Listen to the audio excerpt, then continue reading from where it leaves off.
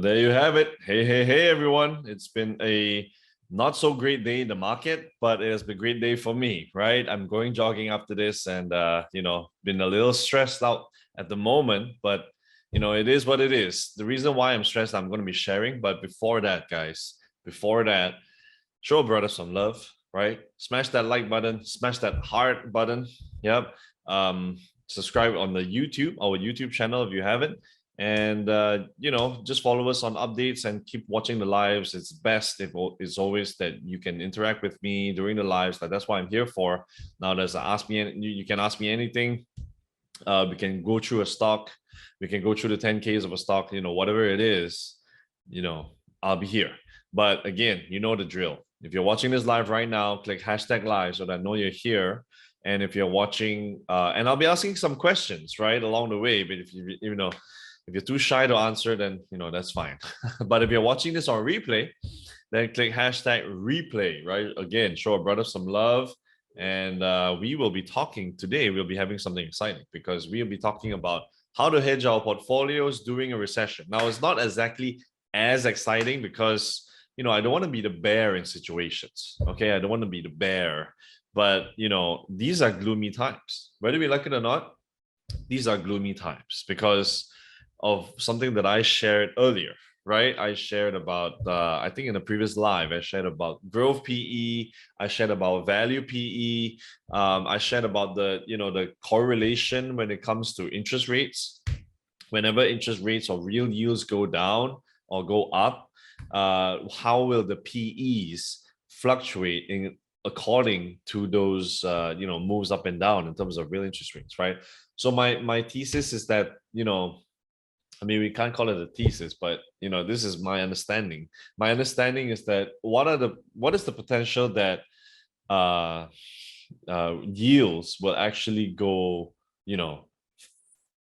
down rather than go up, right? So it's most likely because of everything that's happening. Interest rates will go up. Yeah. When interest rates go up, then obviously the stocks will follow to go down because there's not enough the choices in the market is that, okay, I rather go bonds, which is something stupid, but I rather go bonds and sell off my riskier assets. That's the concept, right? So higher interest, you got safer so-called assets, risk-free.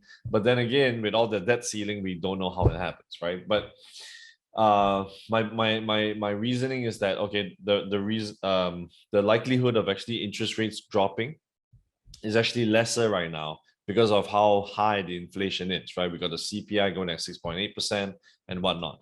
That being said, though, we should never time the market. Yeah, we should never time the market. So I'm here to discuss actually about if a recession would happen, then what should we do? How should we hedge our portfolios? So let me share my screen. Let me share my screen right here, because I want to give a quick update on the Freedom Fund account, right? We got the Freedom Fund portfolio. So basically, I took profits on Himax. Yep, I took profits on Himax, and the market has not been very kind with us, right? But I'm still holding on to my long-term plays, which is SoFi and Tesla. I decided to have a 50-50. Now that may fluctuate, that will change, that may change. But then again, I'm still holding SoFi and Tesla because these are long-term plays. In fact, if I'm going to be depositing 500 USD this month as promised, 300 to 500, right? Depends. Because again, we are highlighting the fact that this is a retail, as retail investors, I'm a retailer. How should we manage the portfolio, right? Adopting the situation of, saving our money, investing and whatnot, reinvesting. So that's the key. And in fact, at these times right now, looking at some deals, I might put in a little more. So that's the thought process that we should have, right? You see the market's going down, but my stand still stays the same, still remains. My stand is that I want to raise more cash so that I can buy on better deals, because this selling is just the beginning. We got taper tantrums, right? We got interest rates going faster than, in possibility of rising interest rates faster than usual. I did not expect that. I expected that the whole market will be at least be good by, by end of January, but we can't predict the market. So we just have to be ready, right? So being in a position of power is always having cash. Now, this portfolio is right now on 50% cash, right? We got 1495. So it's on 50% cash. Yeah, 50-ish, right? 40 plus, whatever. So I can have the flexibility, right? I can have flexibility to just go on shorter term trades or thematic plays. And that's what I intend to do. I'm still sticking with that. Yeah, so just a little update. So far, there's nothing on my radar. I am a bit bummed out that I didn't go into the Beyond Meat, ride up, but it's okay, it's fine. The market is like playing with us. Looking at the movements yesterday, there was like a huge, not huge. I mean, like all the markets were actually recovering, and then suddenly, boom, going down. I mean, at least those were the stocks that I'm looking at. And then after that, it's still continuing to go down. So the market is sort of playing with us right now. It's like sort of, hey, are we, how are we going to do? The market wants us to guess where is it going? But I'm still going to remain the same, right? Long term is still going to be focusing on the stocks that I believe in, which is, I'm not investing for 1 year, right? But the reason why, okay, so I'm going to reveal why the reason I'm sort of stressed out in this market is because 2020 was actually quite good for us. Right? I manage funds, I manage a family office, and my returns are 23%, right? Down 3% from from the S&P compared to the S&P 500. But right, this year will be a bit challenging in terms of how should we trade? How should we invest? Right. So that's where I'm sticking back to, being cash heavy and trying to go in and out on certain trades. I'm still sticking to that. It's just that I want to marry lesser stocks this year. Right. I want to find on, quicker opportunities like one night stands because of the environment. But the reason why it's tricky is because I look at it year over year. So that's the benefit of retail investors, right? That's the benefit of retail investors, because retail investors like you and me, we can literally we do not have a quota to hit every year, right? We don't have a quota to hit every year. I have to do it because I'm living off it, right? I get bonuses after the end of the year, and I sell profits. I get whatever, the profit sharing, whatever. But we, as retail investors, the way we can beat the market and the way we can beat analysts is that we have to hold it on for the long run. That's all. It's as simple as that, right? We can afford to hold stocks for 3 years, 5 years, and get a year-on-year CAGR growth. Like, think about it. Warren Buffett has a CAGR, compounded annual growth rate, of 19%. But in a period of 50 years, that's 500,000% accumulated from his, it's probably not day one because he's been acquiring businesses and, Geico, he's successfully listed, whatever. But my point is, these are amazing returns. He has been holding Coke ever since it was way cheap, right? Way cheap. And his idea is he's not selling a single share of Coke, right? So his biggest investment obviously was Apple. That's been paying very well. He likes to invest in businesses that buy back their own shares, which is quality. But in a way, Apple has been doing that, doing a right move, right? So without further ado, I just want to show you guys a little bit of how we should hedge the market on recession times. But just keep in mind that, okay, no matter how gloomy it is, we still should be sticking back on this, our strategy of what are the type of stocks that we want to hold long term. Yeah, because why did you buy this stock in the first place, right? Why did you buy this stock? You bought this stock because you're going to hold it for 3 years or 5 years. Don't change that sentiment. Right now in the market, short term, it's all about market sentiment. It's all about, okay, like SoFi, right? I'm going to give a better overview.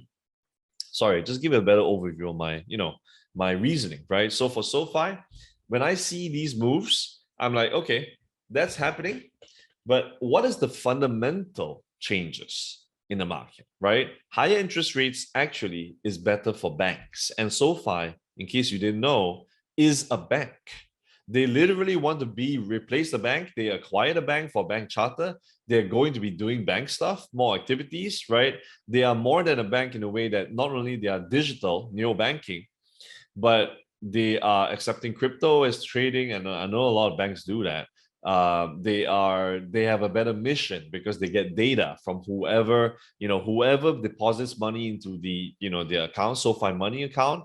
They can actually see that deposit and see whether or not you're too cash heavy inside, and they'll give you some ideas, right, to actually have a certified people to advise on your financial planning. They got a coach to actually coach you how to handle your money. They have they entice you rewards and say, hey, 2% cashback on a credit card, you can transfer that or check your rate for $20. After that, you can get 300 bucks, sorry, 300 bucks if you refer that to a friend.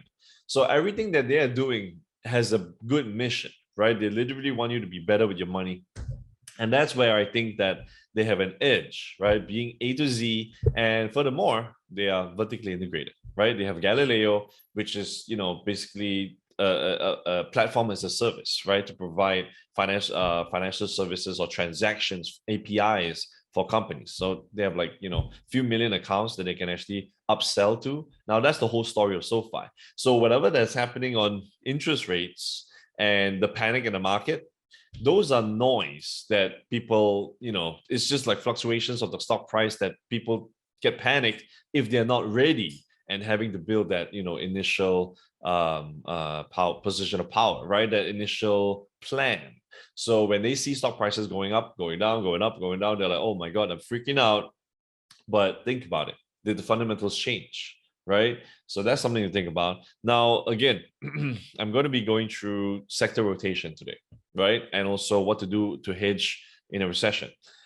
So these are things to ask ourselves, right? This is very interesting. And I did this before in one of the lives. I'm going to repeat it again. Yeah. This is important, especially at these times now, because we have the economy, which is in blue. We have the stock market, which is in red. Now, something to take note is that the stock market always reacts faster than how the economy is. Okay, the stock market always reacts faster than how the economy. So that means, and if we look at the economy, if we look at jobless claims, it's actually on the low. Jobless claims are on the low. So what happens when jobless claims are on the low? Back in 2019, jobless claims were on the low, from the highs all the way to the low. And then after that, when it inverts, recession happened. Well, 2019 is a little different because of COVID, right? But this is the same case with 08. Yep. This is the same case with 18, but it's not a 18 was not really a recession. But history proves that whenever the jobs are actually doing well, jobless claims actually rise, and then after that, when it's doing well, going down, right? After that, a recession will happen, right? You will see, and that's the same exactly on yield curve. Yep. If the yield curve inverts, that's where the shorter term yields, shorter term interest rates is higher than the longer term interest rates. Whenever it inverts, history proves that, okay, this is one indicator that recession will come. Yep, and it did come, right? So what happened in 2019 is very funny, right? What happened in 2019 was that the yield curve inverted. The yield curve inverted. 2019 was the best time for the S&P 500 before everything happened, before COVID. And that's where the economy was doing tippity top very well. Very well. So COVID is a black swan, is a different scenario. And I don't think we will have a worse recession because people are already smart. People know that people are not greedy, right? It's not the subprime housing loan crisis anymore. People are still smart. People are not greedy anymore. Well, in a way-ish. But then, okay, there'll be lesser, I think, lesser FUD. There'll be lesser, they know how to treat the markets well. Yeah, people are smarter right now. So I don't think that it'll be as bad as 08. But let's say we never know, right? Let's say, Elon Musk is right. He said that by the spring of 2022, there's going to be recession, right? But anyway, I don't really believe that. It's just that we never know when the market will be. But indicators that a recession will come is that when the yield curve actually inverts, and now jobless claims are actually getting, jobless is getting decreasing, which means people are more employed, people are working. Some industries, people are actually finding hard to, find labor, but that's a different scenario. But when, looking at jobless claims going down, what we can see is this is the question, right? Is the economy at full recovery? Yep. Is the economy at full recovery? Is the economy at, where are we now? Are we here in this rotation? Right? The reason why it's called rotation is because this happens all the time. Whether it's, in a period of 10 years, 15 years, 10 years, 5 years, 10 years, whatever it is, this is called rotation. Now, are we here or are we here? Because if we are here, when the market is not, when the economy is actually haven't fully recovered, the stock market may be here. That's the red, right? So this is sector rotation. So if the market is actually here, is there more room for the market to go up or to go down because the recovery, because people have been recovering? And this is exactly the same. And I mean, this is testament of what we are actually seeing right now, right? People are freaking out over tech stocks that are, you guys know the story. Growth, no profits, low cash flows, heavy debt, waiting for path to profitability. The market doesn't care. Punish. Boom, boom, boom. You're going down, right? SoFi going down, fintech going down, whatever the heck is going down. That's why, fundamentally, if they are still keeping the pace, these individual stocks will still remain to outperform. But market sentiment, which is controlling 40% of the reason why stock market is actually going down, they are punishing it. Yeah. So, these are strategies, right? I mean, strategy that if you're holding on for a good company over the long run because of fundamentals, then fine, go ahead. But if your strategy is to get shorter term gains and you want to beat the S&P 500 year over year, then maybe we have to adopt another strategy to go to hedge our portfolios. So my point is, where are we now? We never know, but it's a good guess, right? It's not 2020 anymore. It's not 2021 anymore. So where are we now? Are we here? Are we here? Because if we are here, we are already going to be in bear market mode, right? We're definitely not here.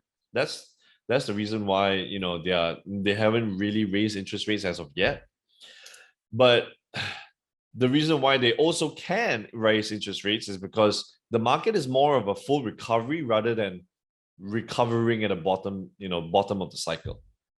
Yeah. So there are definitely more headwinds coming in for the market rather than tailwinds. That's my point of view. Yeah, that's my point of view.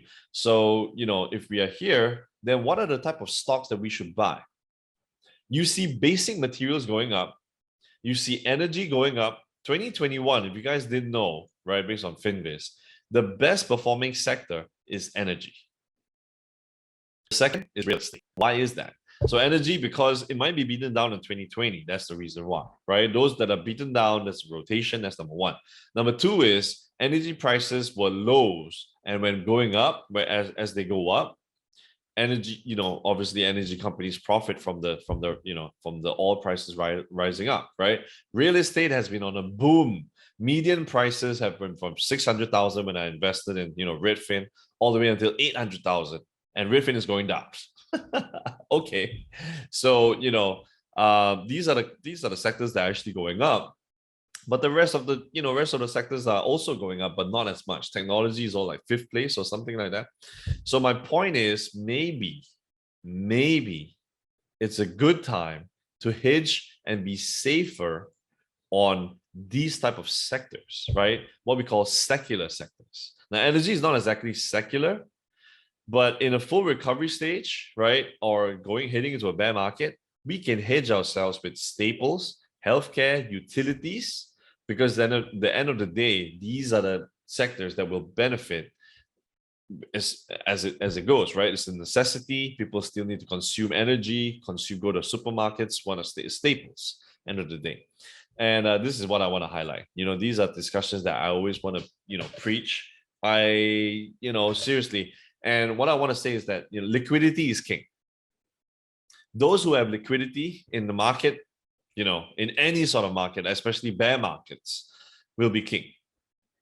The simple fact is because they have either cash or they have the ability to raise cash from all of the resources that they have. It could capital resources, it could be property, getting a refi early on, it could be whatever loans that you can actually come up with. You could be cash hiding under your bed, anything. Liquidity is king at these times, right? So my stance is that I used to be 10% cash. I don't want to be anymore. I don't feel good. I want to be 20% cash or 25%, right? I know it's hard in terms of my own personal NAV because it's, at a substantial amount.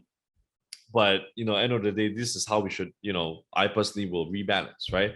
But then again, looking at this, are you guys investing in, are you guys hedging your portfolios, right? Or are you still, heavy on growth stocks, which is fine.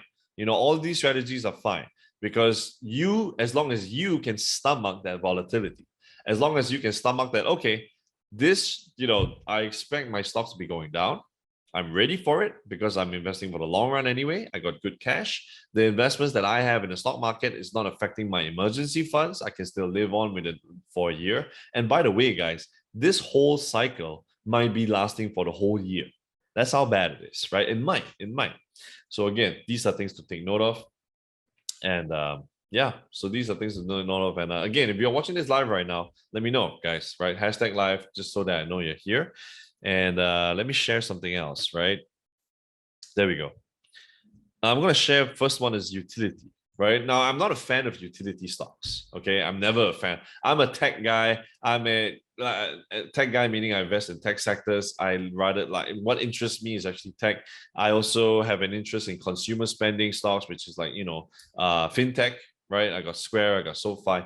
But my point is that this is actually a very good indication should there be a recession, right? So April 2018, all the way until February 2019, that's where February 2019 was the time that stocks are actually picking back up, right? So what this actually shows us is that utilities sector, SPDR, yep, the ETF, were outperforming financials, which is the worst, energy, right? In times of recession, financial will be the worst, by the way. But when interest rates go up, financials will be better because their profits will be better. Yep. So energy will be going down. Materials is one of the worst. And iShares US industrials is, okay. So earning a 15% when the whole market is tanking, that is something that when I'm seeking alpha, right? The name of the game is to seek alpha. Yeah, I did a live on this on Jeremy's Discord before. Seeking alpha. We want to be constantly seeking alpha, finding deals, no matter what, right? All it does is just give me money, right? That's how fund managers think, right? But when I look at this, I'm like, okay, a 15.8% up when all the others are going down, you'll be laughing to the bank. You don't care whether this is a sucky sector or not, right? So this is an indication that, hey, there are sectors that will go up in times of recession, and how can we hedge our portfolios, right? Utility is one of them, obviously, because it's a necessity. Now, I would rather go into staples, but this is something to think about. And furthermore, this is ETF. We can literally buy the ETF, not worried about individual stocks, and get 15% for the whole year. And by the way, 1.8 was quite bad, if you noticed, right? 1.8, all the stocks were like that. All of them. Yeah. But the ETFs, because they are well balanced, they're diversified, you could gain a 15.8% up. Tells us something, right? It tells something. Now, this is even more interesting, and this is what I would adopt at this moment right now. So the S&P 500 total return, right, in 08. Now, 08 was the worst, right? S&P 500, that's why it's called a bear market, right? It's actually 30%. Minus 35%, where Netflix is a different story because it's not exactly a staple, but 70% up on Netflix, Dollar Tree 56% up during these times. Now that is something. Imagine profiting 56%, and that's the beauty of investing in individual stocks, right? Walmart, you got 7%, it's still a good hedge, right? McDonald's at 4%. McDonald's is a necessity in a way, right? National Beverage Corp, you got 45%. J&J Snack Foods, we got what, 18? Pharmaceutical, you got 5. Lancaster Colony, you got 25. Sanderson Farms, you got 45. Automotive, let's check automotive. Oh, automotive is not too bad. O'Reilly Automotive is at 24%. So this is something to think about, right? This is something to think about. When we look at staples, right, consumer staples performance during a recession, we can look at the comparison in terms of the S&P. So in fact, if you want to beat the S&P 500 during a recession, it's easy. Just go buy an ETF, not the S&P 500 ETF, but you go buy a staple ETF or utilities ETF, you can beat it, right? So this is what I'm constantly looking at if whenever, whatever happens, right? So, it could be, and think about it. In, I think, Jeremy's recent video or something like that, he was showing all of his stocks actually going down and WBA actually going up, right? Good old WBA. Why is that? Because it's part of a staple, right? People, money flow algorithms will be like, okay, let me buy WBA or let me buy staples, right? Because in effect, all the algos, staples go up in, whenever times of, whenever the times there's a bear market or correction or whatnot, right? Because it's a safer play. Now, I'm not trying to say go all in on WBA.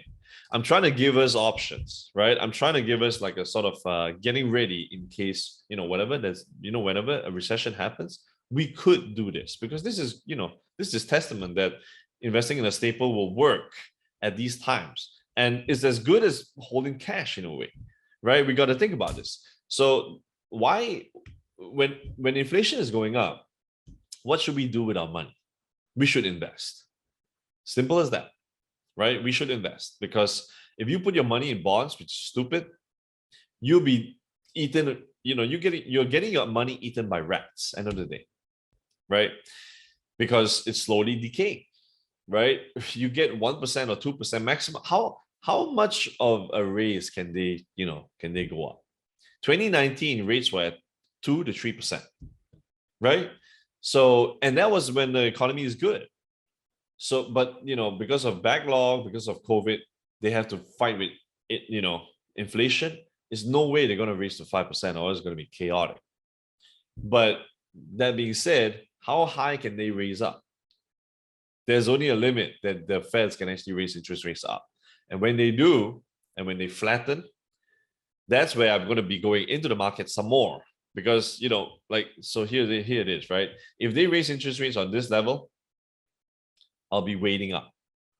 But if they flatten and say, okay, you know what, this is enough, then I'll be going back in. It's as simple as that, right? Because that's where there's more downside, and that's where the market Feds are telling us, okay, we will actually drop rates just to fight out because inflation is getting better, blah blah blah. I mean, seriously, think about it. Do you think inflation is going to be 5%, 6% all the way? I don't think so. It could be it could last for 2 years, right? But yeah, we have to be safe. So what are the investments that as good as holding cash? In my opinion, Google, big tech, right? Big tech is good as holding cash because we're holding an asset, it's generating cash flows, the margin of safety is there.